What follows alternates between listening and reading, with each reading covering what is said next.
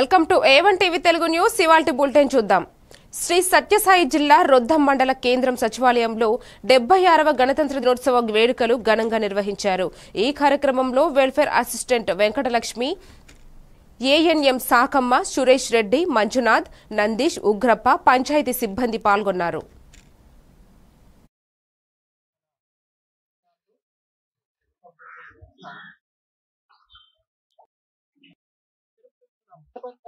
ద్వారా భారత దేశ రాజధాని న్యూఢిల్లీలో జరుపుకుంటారు. అదేవిధంగా ప్రతి రిపబ్లిక్ డేకు మనం ఇంకా ఎందుకు మన రాజకీయటువంటిది ఇష్టమైనటువంటి అతి పెద్ద గొప్ప రాజ్యాంగాన్ని మనకు రచించి ఇచ్చినారు కాబట్టి మన భారతదేశము ఈ విధంగా సురక్షితంగా మనం ఉండగలుగుతున్నాం. కాబట్టి ఇటువంటి పండుగను మనము అందరూ ఎంతో ఘనంగా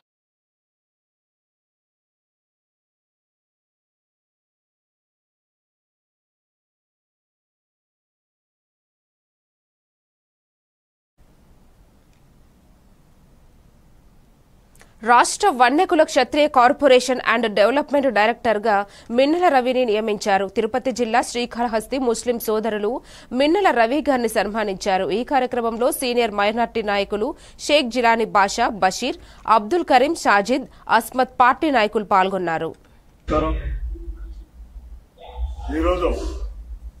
తెలుగుదేశం పార్టీ రాష్ట్ర వన్యకుల క్షత్రియ కార్పొరేషన్ డైరెక్టర్ గా నన్ను నియమించినందుకు నేను ప్రమాణ స్వీకారం చేయడం జరిగింది. అందుకు శ్రీకాళహస్తి పట్టణంలోని ముస్లిం సోదరులైన ఆ కుటుంబ సభ్యులు వారందరూ కలిసి నాకు ఈరోజు సన్మానం చేశారు. వారందరికీ పేరు పేరున ధన్యవాదాలు. నేను ఈ స్థాయికి రావడానికి కారణమైన తెలుగుదేశం పార్టీకి మొట్టమొదటిగా కృతజ్ఞతలు తెలియజేస్తున్నాను. అదేవిధంగా ముఖ్యమంత్రి వర్యులు నారా చంద్రబాబు నాయుడు గారికి మరియు మంత్రివర్యులు నారా లోకేష్ గారికి, శ్రీకాళహస్తి మాజీ ఎమ్మెల్యే బొజ్జల గోపాలకృష్ణారెడ్డి గారి తనయులు బొజ్జల సుధీర్ రెడ్డి గారికి, వీరందరికీ పేరు పేరున ధన్యవాదాలు. బాపట్ల జిల్లా చీరాల మున్సిపల్ ఆఫీస్ నందు గణతంత్ర దినోత్సవం సందర్భంగా స్థానిక ఎమ్మెల్యే మద్దలూరి మాలకొండయ్య జాతీయ జెండాను ఎగురవేశారు. ఈ సందర్భంగా ఎమ్మెల్యే మాట్లాడుతూ భారత రాజ్యాంగం అమలులోకి వచ్చి ప్రజాస్వామ్యానికి పునాది పడిన ఈ రోజున అందరికీ మనస్ఫూర్తిగా గణతంత్ర దినోత్సవ శుభాకాంక్షలు తెలియజేస్తున్నానని చెప్పారు.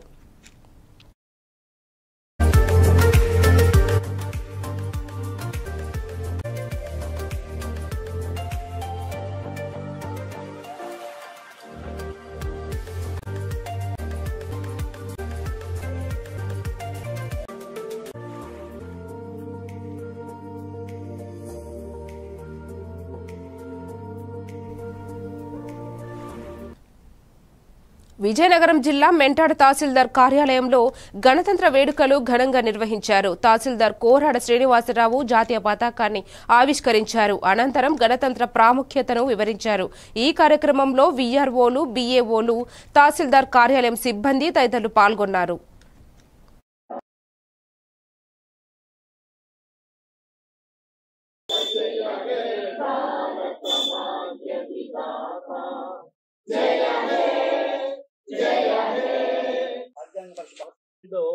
విభాగంలో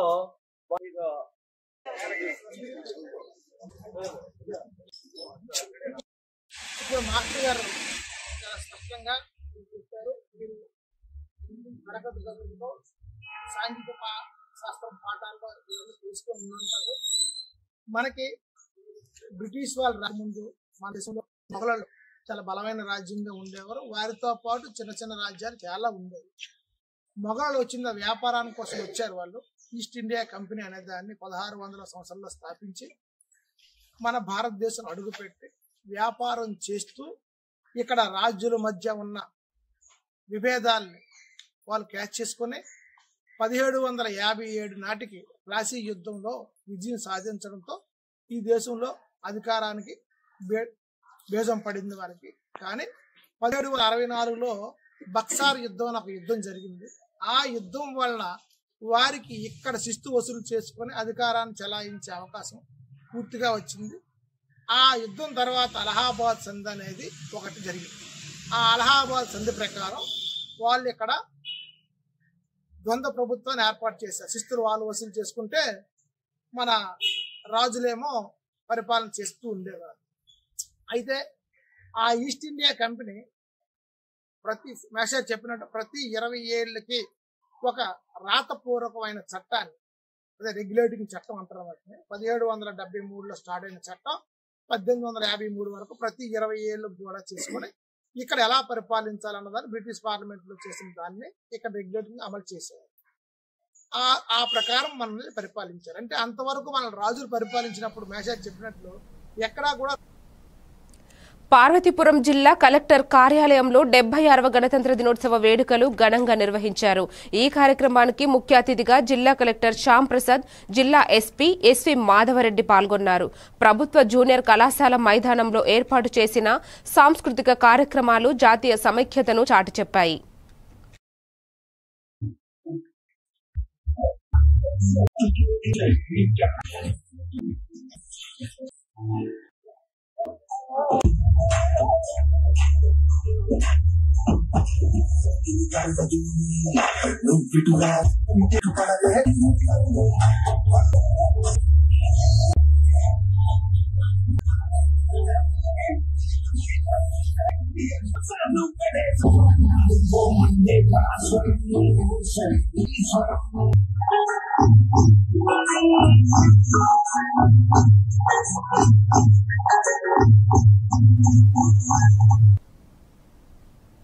విశాఖపట్నం టీడీపీ కార్యాలయంలో హోంమంత్రి వంగలపూడి అనిత జాతీయ జెండాను ఎగురవేశారు. ఈ సందర్భంగా అనిత మాట్లాడుతూ తెలుగు ప్రజలకు గణతంత్ర దినోత్సవ శుభాకాంక్షలు తెలిపారు.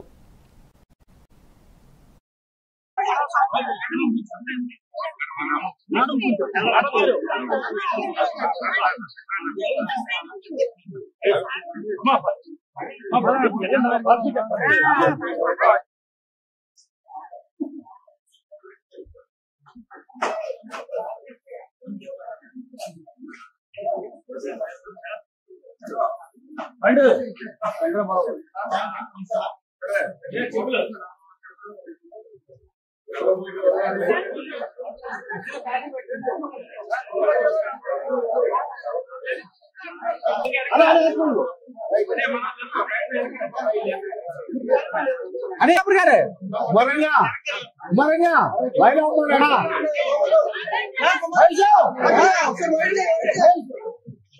यार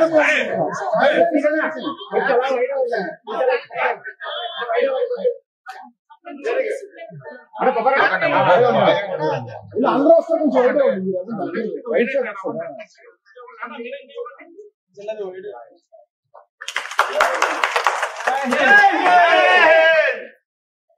भारत माता की भारत माता की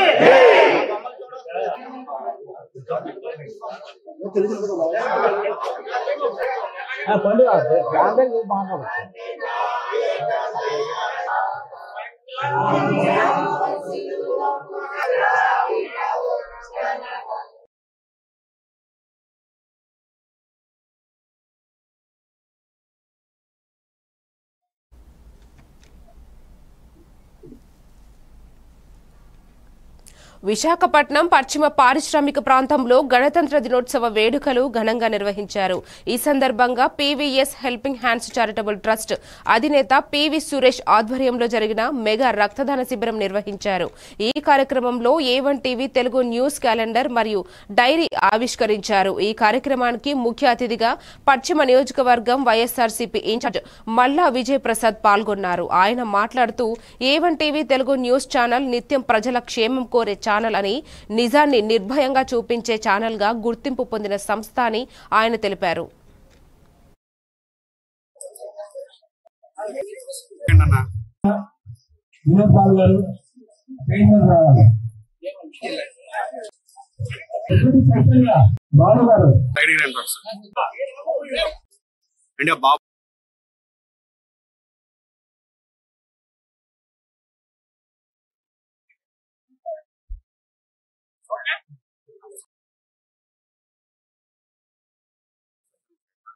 ఆ బాబుని ఒకసారి తీయడం ఒకసారి, ఆ బాబుని కొంచెం పక్కన పెట్టండి ఒకసారి,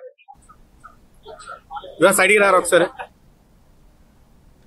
నెల్లూరు నర్తకి సెంటర్లో ఎన్టీఆర్ విగ్రహం వద్ద సినీ నటుడు హిందూపూర్ ఎమ్మెల్యే నందమూరి బాలకృష్ణకు కేంద్ర ప్రభుత్వం పద్మభూషణ్ బిరుదు ప్రకటించడంతో బాలయ్య అభిమానులు బాణాసంచా కాల్చి సంబరాలు చేసుకున్నారు.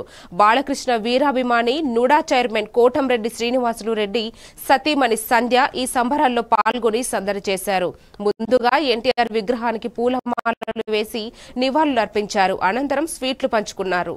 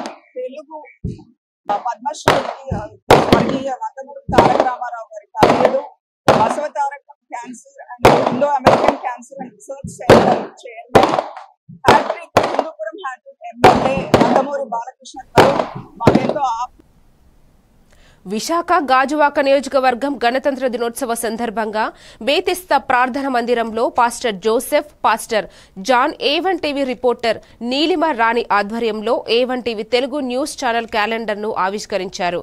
ప్రత్యేక ప్రార్థనలు నిర్వహించారు. ఈ యొక్క కార్యక్రమంలో సంఘ సభ్యులు శాంతిరాజు బోయజు, సతీష్ ప్రసాద్, సంఘ మహిళా సభ్యులు తదితరులు పాల్గొన్నారు.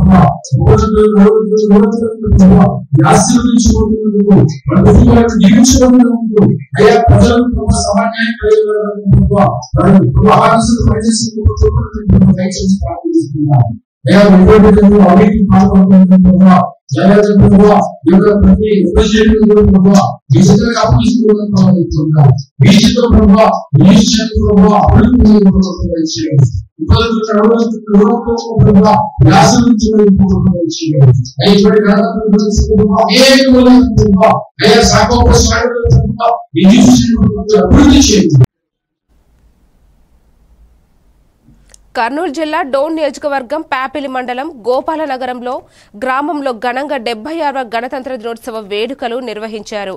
ఈ కార్యక్రమంలో HM భాష, అధ్యాపకులు, ప్రజలు పాల్గొన్నారు.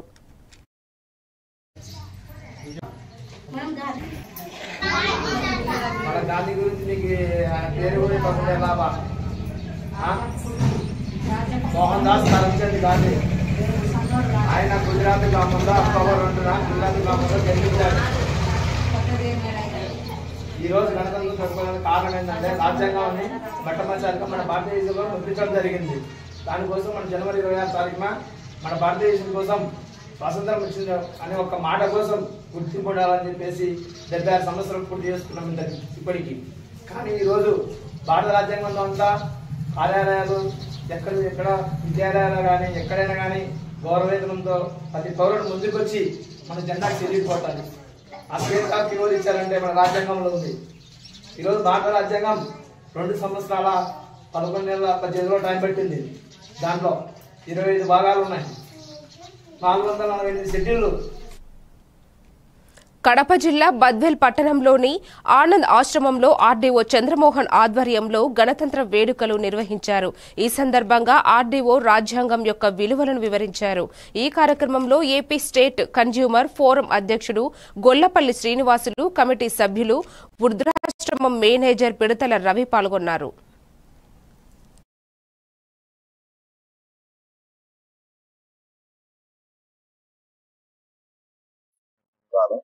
ఉంది కాబట్టి మనం 70 సంవత్సరాల్లో మన చిన్న చిన్న మార్పులు తప్ప, అంటే సవరణలు తప్ప ఎటువంటి భారత రాజ్యాంగాన్ని మౌలిక స్వరూపాన్ని కానీ దాన్ని మనం ఇంతవరకు మార్చలేదు. సో చాలా దేశాల్లో ఈ రాజ్యాంగాలని 2-3 రాజ్యాంగాలు కూడా చేసుకోవడం జరిగింది పక్కన కొన్ని దేశాలు చూస్తే.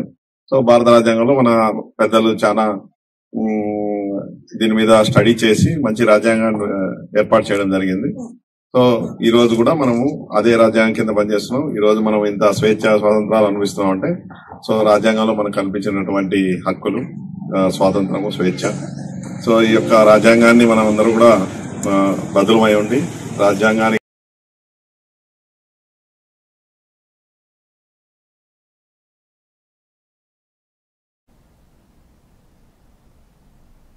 బాపట్ల జిల్లా శ్రీ సత్యసాయి సేవా సంస్థల గ్రామ సేవ విభాగము వారి ఆధ్వర్యంలో ఉచిత మెగా పశు వైద్య శిబిరము నిర్వహించారు. విశ్రాంత పశు వైద్య శాఖ assistant director doctor Punnayya Sastri అవసరమైన మందులు ఉచితంగా అందించినారు. పశు పెంపకములో మెలకువలు, సూచనలు, తగిన సమయంలో తీసుకోవలసిన జాగ్రత్తలు రైతులకు వివరించారు. ఈ కార్యక్రమంలో పశు వైద్యాధికారిని డాక్టర్ హేమప్రియ, గ్రామస్తులు శ్రీ ఆలపాటి శ్రీనివాసరావు పాల్గొన్నారు.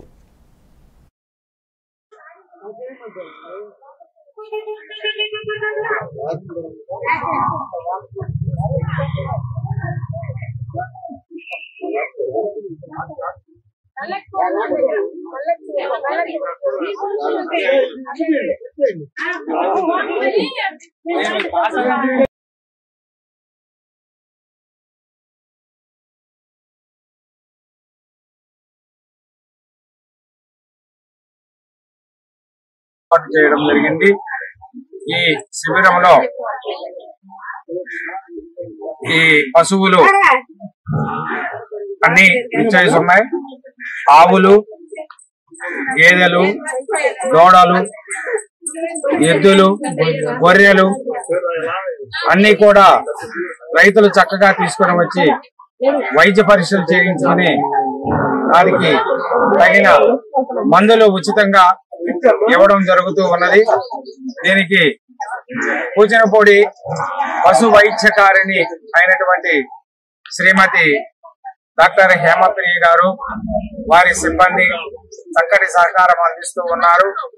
మరి ఈ రోజు ఈ శిబిరంలో మందులు ఉచితంగా స్పాన్సర్ చేసినటువంటి వారు రిటైర్డ్ ఏడీ గారు అయినటువంటి డాక్టర్ పున్నయ్య శాస్త్రి గారు అందజేయడం జరిగింది.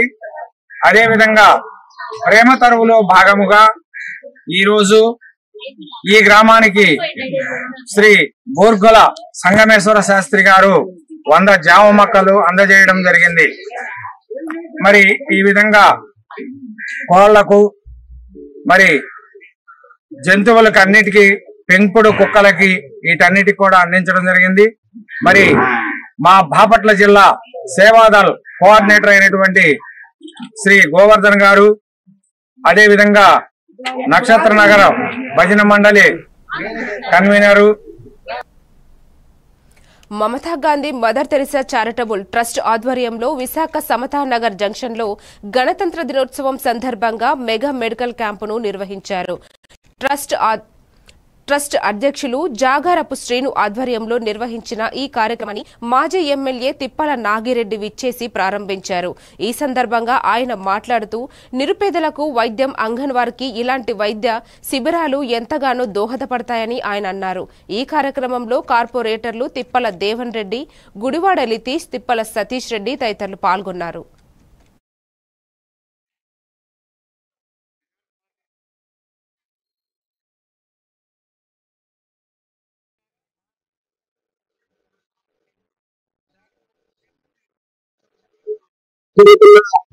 మెగా మెడికల్ క్యాంప్ కి ఇచ్చేసినటువంటి వైద్య సిబ్బందికి ముందుగా నా తరఫున, అన్ని ఎన్జిఓస్ తరఫున, అలాగే జేఎస్ ఫౌండేషన్ తరఫున ముందుగా హృదయపూర్వక ధన్యవాదాలు తెలియజేసుకుంటున్నాను. జేఎస్ ఫౌండేషన్ ఆధ్వర్యంలో అనేక సేవా కార్యక్రమాలు చేస్తూ ఎంతో మందికి ఆదర్శంగా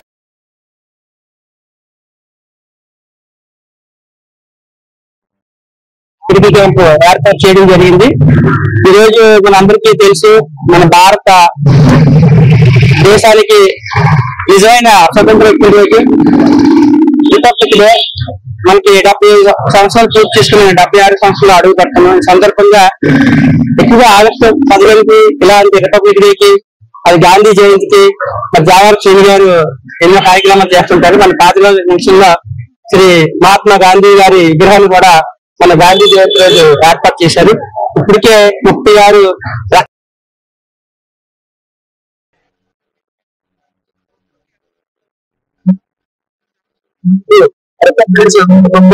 medical camp organise medical hospital మరియు రీడియల్ వారి సహకారంతో మరియు నేత్ర ఐకేర్ మరియు చెయ్యి మొత్తం అంతా అరేంజ్ చేయడం జరిగింది. ఈ రోజు అధిక సంఖ్యలో పేషెంట్ కూడా జరిగింది. మాకు ఎల్లవేళ సహకరిస్తున్న మీడియా మిత్రులకు మరియు పోలీస్ డిపార్ట్మెంట్ కు, ముఖ్యంగా నేను ఏ కార్యక్రమం చేసినా మిత్రులు ప్రతి ఒక్కరు నా మిత్రులు సహకరించి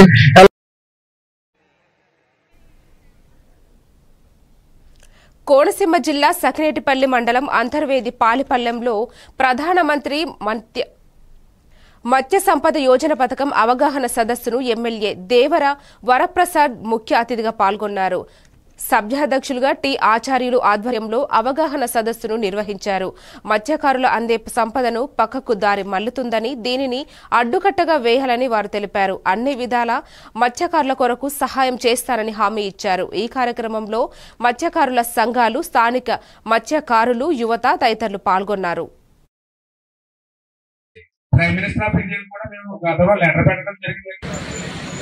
ప్రభుత్వం ద్వారా మనం తీసుకోవచ్చు. దీనికి సబ్సిడీ ఉంది. మత్స్యకారులకైతే 40% వరకు, మిగిలిన ఓసీలకు కూడా 40% వరకు ఉంది. ఎస్సీలకి అయితే అది 60% వరకు ఉందని చెప్పి నా దృష్టికి తీసుకొచ్చాను. ఇవి రకరకాలైన స్కీములు ఉన్నాయి. ఎందుకు ఇది చాలా ప్రాముఖ్యమైందంటే, ఒక పక్కన వరి, ఇంకొక పక్కన కొబ్బరి. వరికి సంబంధించి గత ఖరీఫ్ లో చాలా ఇబ్బందికరమైన పరిస్థితి ఏర్పడింది. నేను గమనించాను. 1/4 తగ్గిపోయింది. 14,000 ఎకరాలు మన నియోజకవర్గంలో వరి పంట వేయాలి. 3,400 ఎకరాల్లో వరి పంట పండుతుంది ఈరోజు ఖరీఫ్. రబీలో కొంచెం ఎక్కువ ఉంటుందిలే. కాదు, 22.5 కోట్ల రూపాయలు వెచ్చించి ఇక్కడ ఫిష్ ల్యాండింగ్ సెంటర్ పెట్టారు. మనం మంచినీరు లేదు, పవర్ లేదు, అప్రోచ్ రోడ్ లేదు, డీజిల్ ఫిల్లింగ్ స్టేషన్ లేదు. ఇలాగా చెప్పుకున్నట్టయితే 60-70 పడవలు వస్తున్నాయి. గోదావరి ఉంది పూర్తిగా. దీని నుంచి మనం ఎలా సంపద సృష్టించాలి, చేపలను మనం ఎలా ఎక్స్పోర్ట్ చేయాలి, ట్రాన్స్పోర్ట్ చేయాలి, అమ్మకాలు జరపాలి, దీని గురించి ఈ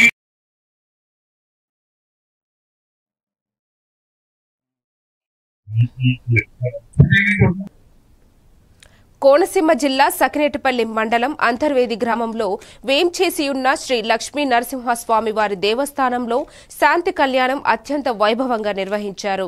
వైభవంగా భక్తుల గోవింద నామాల మధ్య కళ్యాణం అర్చక స్వాములు నిర్వహించారు.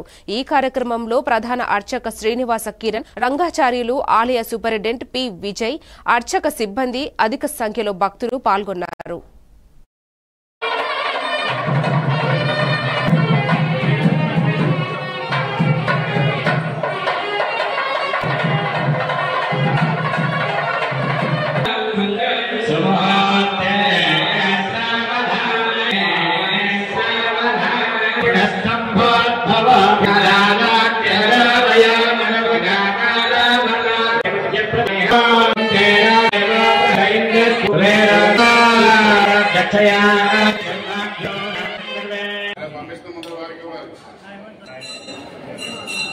మణికంఠ కుమార్ శర్మ గారు నాగస్పందన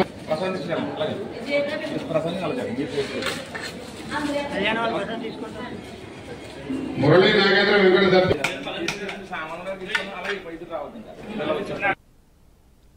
ఇది ఇవాల్టి bulletin. Keep watching A1 TV Telugu news.